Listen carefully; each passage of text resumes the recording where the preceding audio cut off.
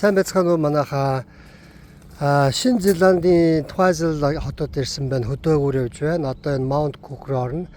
Уул нь Антарктикийн дид арлуудыг аяллаа дуусгаад тэгээд Өмнөд Америк явсан арлуудынхаа бичлэгүүдийг янзлж эвлүүлж оруулах гэсэн төлөвлөгөөтэй байсан. Гэвч алил маа цааш үргэлжлэж байгаа болохоор бас амжихгүй байна. Тэгээд одоо шууд Шинэ Зеландийн бичлэгүүдийг оруулаад явъя.